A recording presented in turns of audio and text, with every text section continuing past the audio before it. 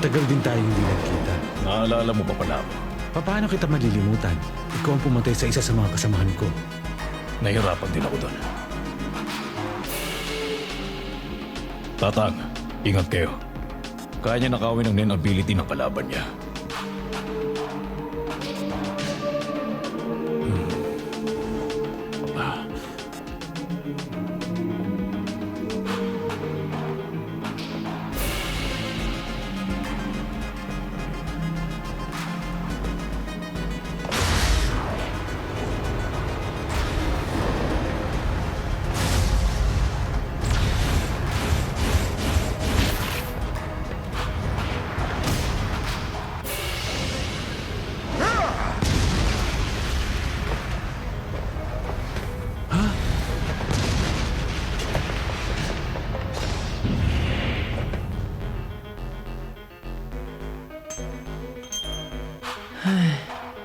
Nahihirapan ako nitong dalawang kalabang ko.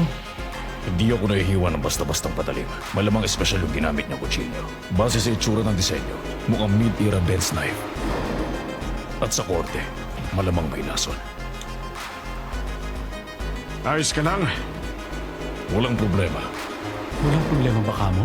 Kahit 1/10 lang ng 1 miligram yan, sapat na para paralisahin ang isang balyena. Kaya mo pala nakawin ang inability ng iba, ha? Isa kang specialist kung ganon. Siguro ituturing kitang banta kung malaya mo nagagamit ang mga abilidad na ninakaw mo. Pero marami kang kailangan gawin at isinasakripisyo para makuha ang mga abilidad na yon. Natural lang na may mga komplikasyon ang ganyang kalakas na kakayahan. Susubukan kong tansyahin. Mga 4 o 5 kondisyon ang kailangan tuparin bago mo manakaw ang abilidad ng iba. Tama yun. Magaling ang matandang ito. Pero habang nilalabanan mo kaming dalawa, mahihirapan kang tuparin ang mga kondisyon na kinakailangan. Sa makatwid, hindi mo mananakaw ang mga abilidad namin habang nakikipaglaban, kaya kailangan mong pigilan ang paggalaw namin. At doon na pumapasok ang paggamit mo ng patalim na may lason. Tama ka uli. Wala nang ibang paraan.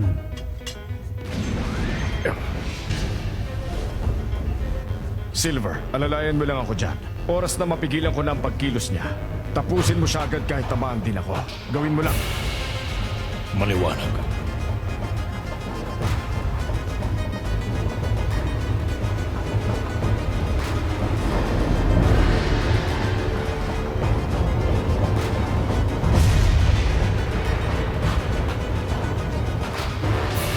Iniipon niya ang aura niya sa kamay niya. Napakalakas ng pinsalang pwedeng may dulot nito. At hindi ko yung masasangga kung hindi ako gagamit ng alas.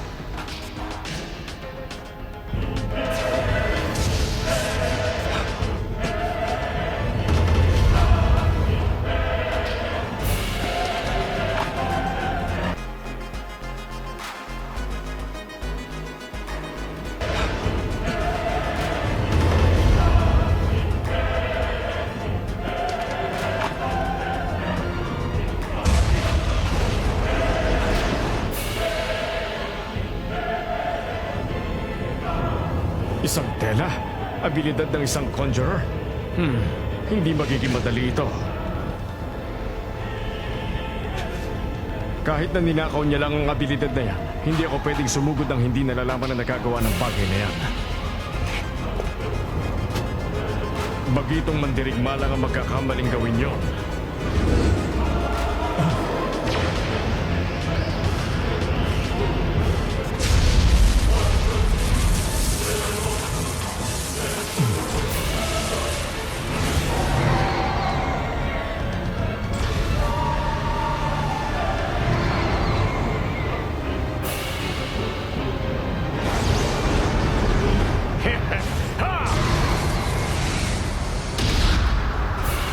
Huli na kita.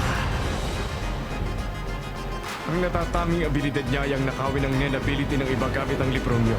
Nagawa din mismo sa Nen. Sa ganung paraan niya rin nagagamit ang mga abilidad na yon. Pero kailangan niyang hawakan ng librong yun habang ginagamit niya ang abilidad na napili niya. At hindi niya ito pwedeng mabitawan o isa. Yun ang kahinaan nito. Gawa rin sa Nen ang telang inilabas niya. Kanina pa siya puro depensa at hindi lumilipat sa opensiba. Pero dahan-dahan niyang pinapaliit ang distansya sa pagitan namin. Ibig sabihin lang nun, hindi niya pwedeng gamitin yun pang atake, kundi pang ganting salakay at pang malapitang saklaw lang. Hindi ko siya pagbibigyan. Patuloy ko lang siyang lalabanan mula sa malayo hanggang sa makakita ko ng pagkakataon na makaangat sa laban. Ibang klaseng matandang to. Nagagawa niyang unahan ng bawat galaw at iniisip ko. Mukhang hindi ko siya mahuhuli ng buhay. Kapag isinura niya ang libro niya, hindi niya na magagamit ang main ability na pinili niya. Hindi rin pangkaraniwan ang bilis niya. Naiiwasan niya mga atake ni Tatang sa pinakahuling segundo, kaya hindi rin ang makakatsyempo ng pagkatake. Mas nadagdagan pa ang pisikal na lakas niyang plano huli kami nakita. At dahil hindi namin alam kung anong klaseng abilidad ang huhugutin niya mula sa libro, kailangan handa kaming ilagay sa peligro ang mga buhay namin para lang mabawi ang sa kanya.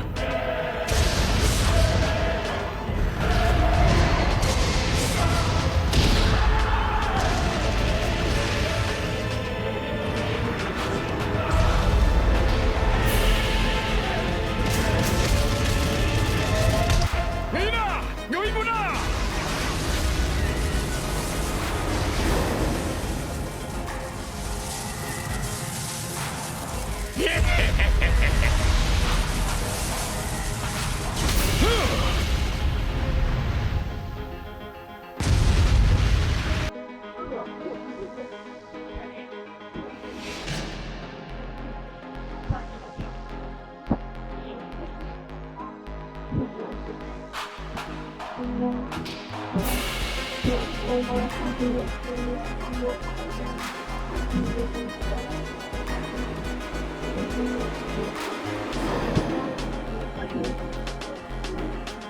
Ikaw ba yan, Hilo?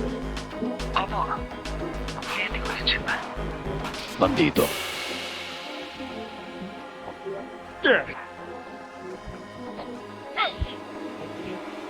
Teka, maglalaban ba kayo dyan? Buhay pa ba ang kliyente ko? Muntik niya na siyang tapusin?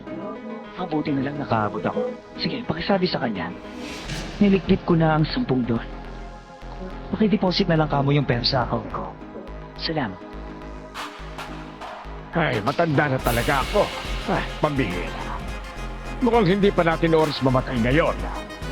Hindi mo na ako tatapusin. Ang $10 ang umupas sa amin na gawin nyo. Pero ngayon patay na silang lahat. Wala na kaming kliyente. Kaya ngayon, wala nang visa ang kontrata. Hindi ka na namin target. Talaga? Sayang naman. Hindi na kayo magkakaroon ng ganitong pagkakataon ulit. Para yatang iba ang pagkakaunawa mo dito. Hindi personal sa amin ang pagkitil. Hindi namin ginagawa ito bilang libangan. Trabaho lang ito. Hindi namin gawain ang pumatay kung walang bayad. Pero gusto ko lang malaman, alam niyo ba na inupahan ko naman si Ilumi para tapusin ang $10? Siyempre naman alam namin. Pero ang trabaho niya ay sa kanya at ang sa amin ay amin. Tutuparin namin ang pangangailangan ng aming mga kliyente. Ganun lang yon. Nauunawaan ko. Pero may gusto akong itanong kung okay lang. Kung sakaling naglaban tayo ng one-on-one, sino sa palagay ninyo ang mananalo sa atin? Madali lang ang sagot dyan. Natural ako. Ngayon, kung tumigil ka sa kalalaro at may isipan mo magseryoso sa laban, kakaibang usapan na yon. Sa tanda kong ito, akala mo maiisahan mo ko. Alam niya pala.